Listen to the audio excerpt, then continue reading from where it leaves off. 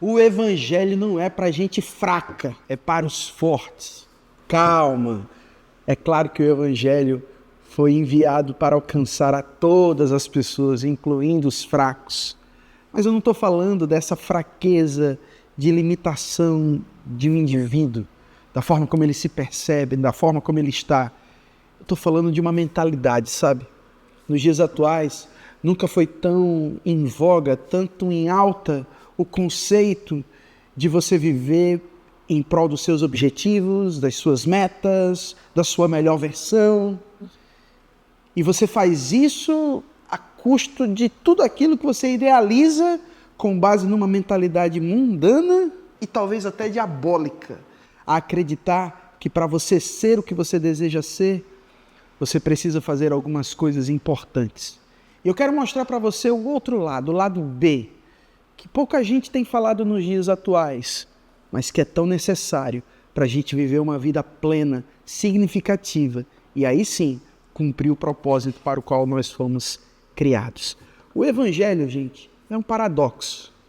E talvez, para você que não saiba o conceito de paradoxo, é algo que parece contraditório à primeira vista, mas que, olhando mais a fundo, revela uma verdade muito mais poderosa, uma verdade muito maior. Exemplo prático, quando a gente observa a vida de Jesus, a gente vê que ele foi totalmente paradoxal na maneira de pensar. Ele afetou o ecossistema da sociedade daquela época, ele afetou a cultura, ele afetou o sistema de crença das pessoas, porque aquilo que elas idealizavam como religião, como estilo de vida, Jesus veio trazer justamente o oposto, uma vida muito mais voltada de uma realidade interna do que uma aparência externa. E se você parar para perceber, a gente de alguma forma, com tanto estímulo sensorial, com tantas imagens, com tanto algoritmo que te coloca nesse looping vicioso de viver dopaminado pelo agora, pelo rápido, pelo imediato, a gente vive com uma consciência de vida, de propósito tão rasa, tão sem fundamento. A gente tem tanta pouca paciência para aprender a viver o cristianismo, tanta gente ofendida até mesmo com o evangelho por não ter recebido aquilo que se esperava, da forma como se esperava. Eu quero te mostrar como Jesus foi extremamente paradoxal. Para Jesus, quem perde é o que ganha. O fraco é o forte. O menor é o maior. E na lógica comum, isso é totalmente contraditório.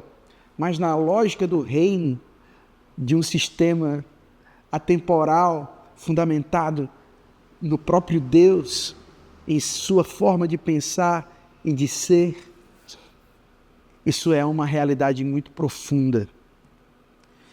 No Evangelho, para a gente ganhar a nossa vida, a gente tem que aprender a perdê-la. E quem está disposto hoje a perder a sua vida? E quando eu falo perder a nossa vida, eu não estou falando da gente não viver o nosso propósito, não ter desejos, sonhos, projetos, planejamento. Mas eu estou falando de você aprender a confiar naquele que te criou. E não viver mais para si, mas para aquele que te ama e que tem planos melhores ao seu respeito do que você mesmo. Jesus falou em Mateus 16, 25, quem quiser salvar a sua vida, a perderá. Mas quem perder a sua vida por minha causa, ganhará. Uau!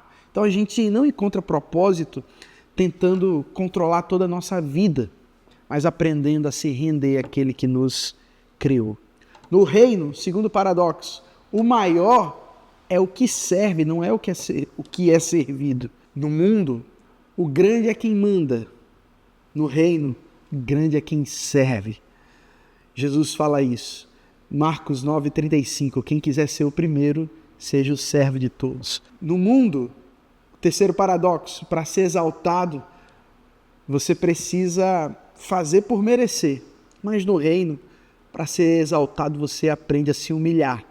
Eu não estou falando de uma humilhação de identidade, de entender a sua dignidade, o seu valor, mas de você aprender a descer. de você aprender a se humilhar e reconhecer que você precisa dele. De você também aprender a ser humilde de coração, sendo ensinável. Uau! No reino, o quarto paradoxo, para ter, você precisa dar. Lucas 6,38, Jesus falou, dar e ser-vos-á dado. No mundo, quanto mais você dá, mais você perde. No reino, quanto mais você dá, mais você multiplica. Quinto paradoxo, no evangelho, para ser livre, você tem que se tornar escravo. E nos dias atuais, meu Deus, falar sobre o tema ser escravo é quase uma falta de absurdo. Na igreja, então, quem mais tem disposição para ser servo? Quem mais tem disposição para ser escravo?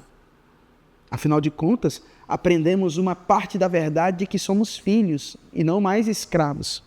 E é verdade, não somos mais escravos do diabo, do pecado, desse sistema maligno que tenta corromper, degradar e minimizar a nossa vida. Mas eu não sei se você sabe, você se tornou filho de Deus por posição, mas você deveria continuar sendo escravo dele por decisão. E ser escravo não é pensar na escravidão como você idealiza, é você entender que agora você é cativo dos ensinamentos, da vida e do senhorio dele. Afinal de contas, ele não é apenas o nosso Salvador. Jesus Cristo também é o nosso Senhor. E para você ter a sua vida livre, você tem que se tornar servo.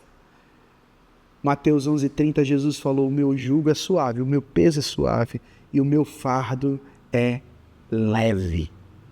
Sexto paradoxo, para vencer o mal, algumas pessoas fazem exatamente aquilo que elas receberam de pior.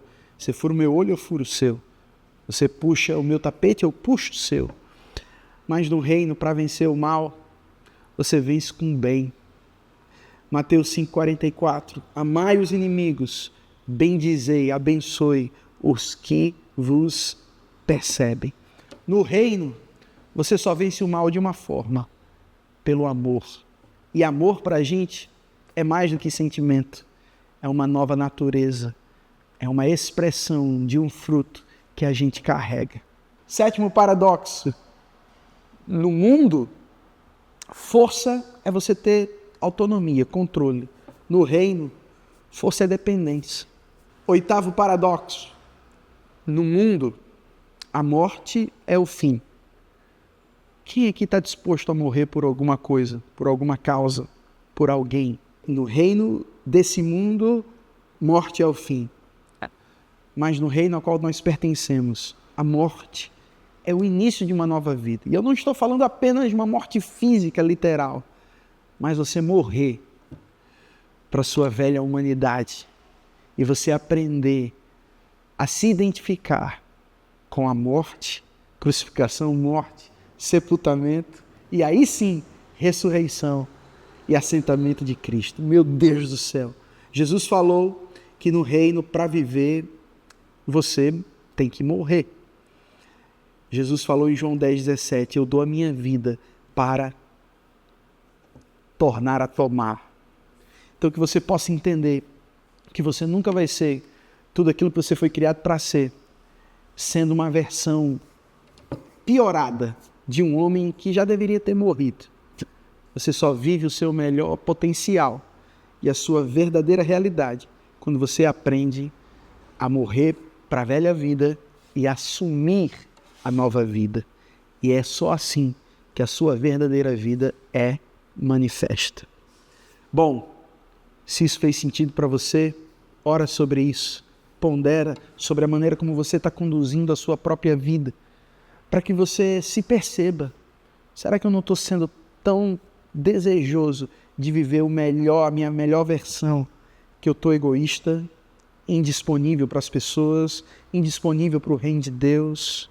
Afinal de contas, na minha ambição sincera de alcançar o melhor de mim, eu estou fazendo isso de acordo com uma perspectiva, uma mentalidade e valores das quais em nada se parece com o reino ao qual nós pertencemos.